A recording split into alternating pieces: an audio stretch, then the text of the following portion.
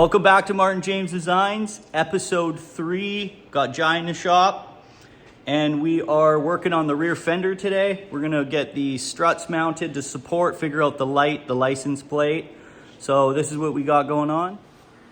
Okay, so we got some signals from Amazon. I'll put the link in the description. This is the fender that we cut up. We just have it mocked up with a bolt here. And I picked up some 1/4-inch steel. So we're gonna be building a strut coming down that's gonna mount to the back side of the shock. And then we also on Amazon picked up a rounded license plate, beveled, that also mounts this old school chopper style brake light. So this time we're gonna do signals up top, as small signals, and then this is gonna sit right here with the stop, so it's gonna be nice and clean. So we're gonna just try to figure out how we're gonna mount all this up, get going on that. Just doing some more thinking. We found these old dirt bike pegs, and they got this pretty funky aluminum bracket here that's got a thread on it. I'm gonna weld a nut on the back here, or a bolt. This is gonna thread on like this. And then we should be able to mount these signals this way. And then the rod going down to support the fender will connect to a washer and a nut here. So we're gonna work towards that.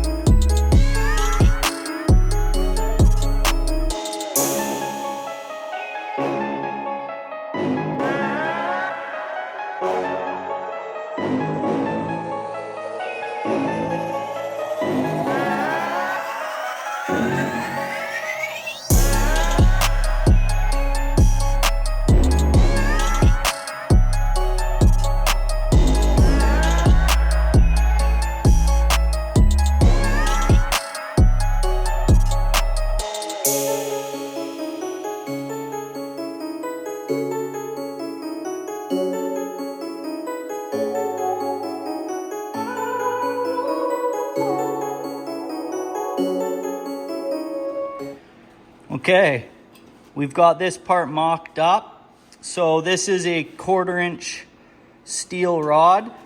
We went and threaded it with a 1/4-inch thread. And then I welded on some washers to get this so we could mount it to the bottom of the shock.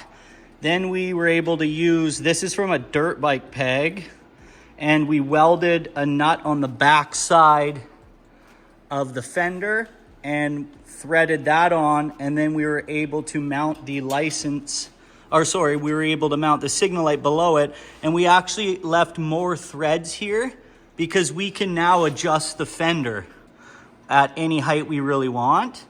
And we're gonna put those studded caps on once this is all powder coated and finished, so it's gonna look finished with a bullet cap or bullet thread on there.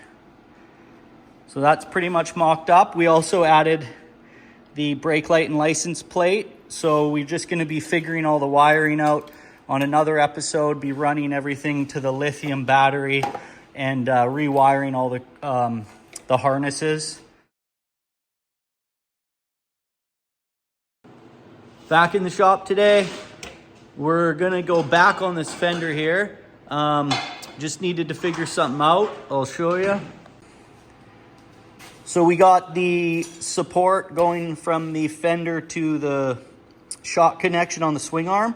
So when this swing arm lifts, it's going to want to lift the fender because this is obviously steel.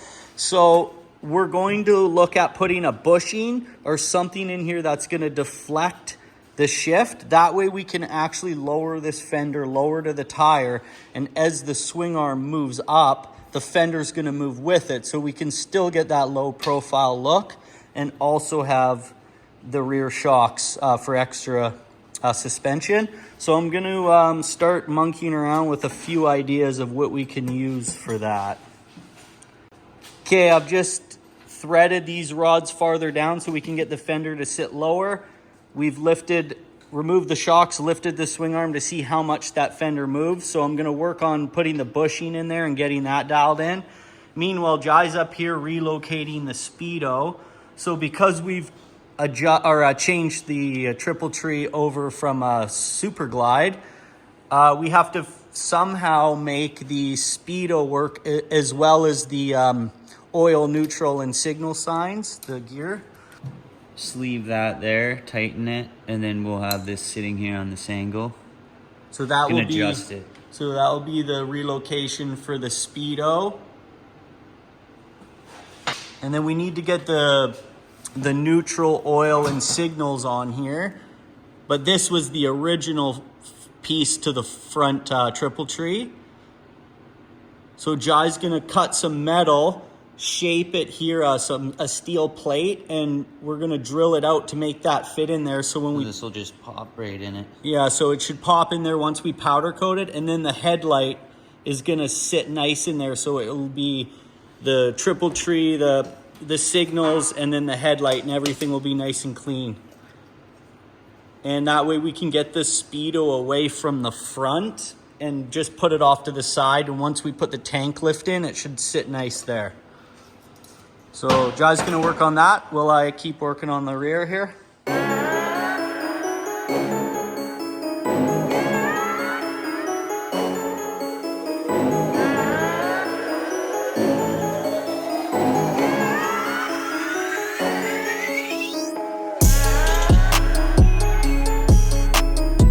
Okay, so now that we have the support coming from the swing arm up to the location where the fender bolts, I've just used some temporary bushings, but we want to make sure it's going to work. So I got the bushings here. So now when this swing arm lifts up, if you look right here, if you see the swing arm lift up, the bushings compress. So it's allowing movement on the rear suspension, and we still get the low profile. If you look at the tire, see when it lifts, it's moving with it. So we will never need to worry about that bottoming out. So I'm pretty sure this is gonna work.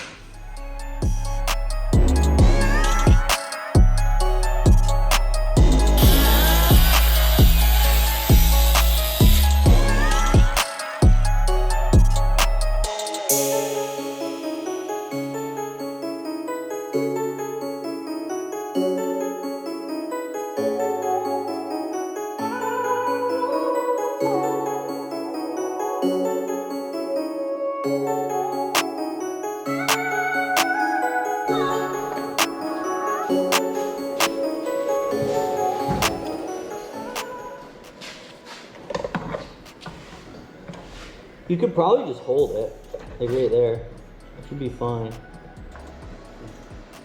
Like that? Like super tight to the...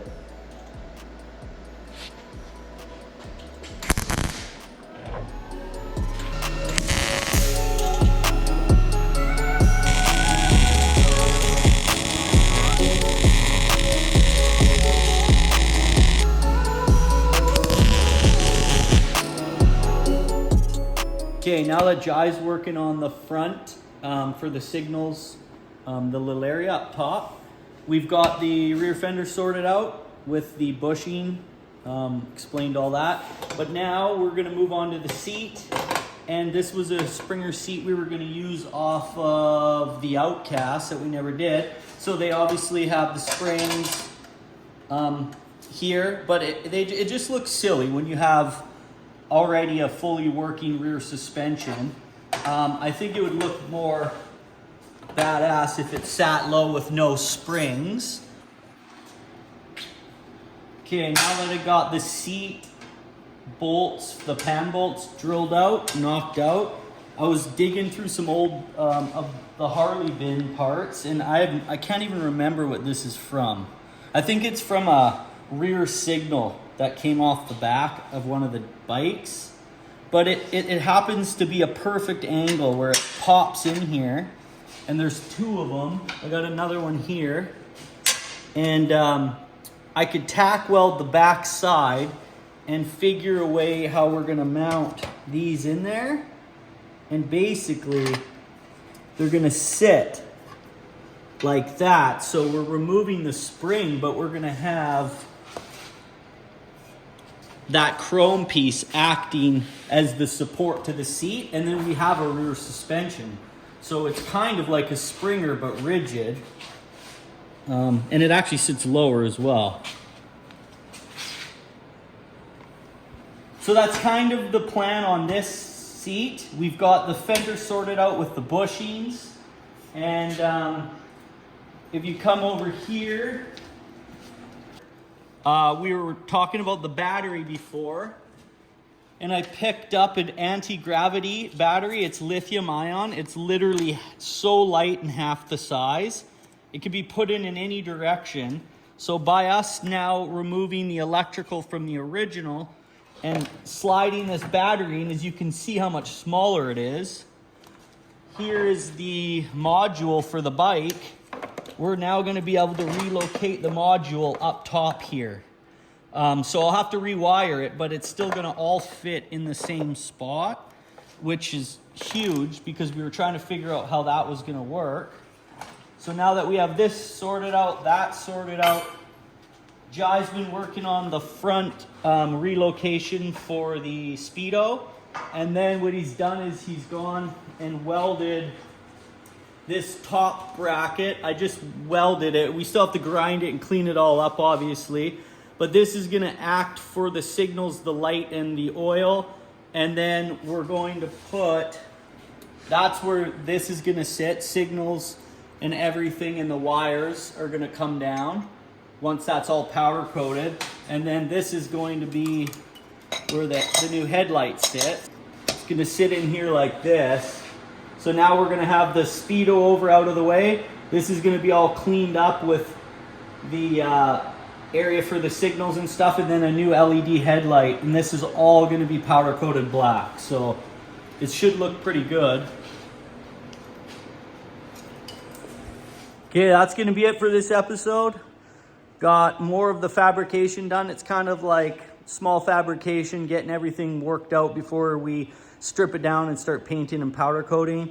Next episode, we're just going to literally finish everything off, and I'm going to pull this engine and get it out, get it ready to be cleaned up, the frame cleaned up, and it painted. So yeah, thanks for checking the videos out, guys. Make sure you subscribe if you guys want to keep on following this build.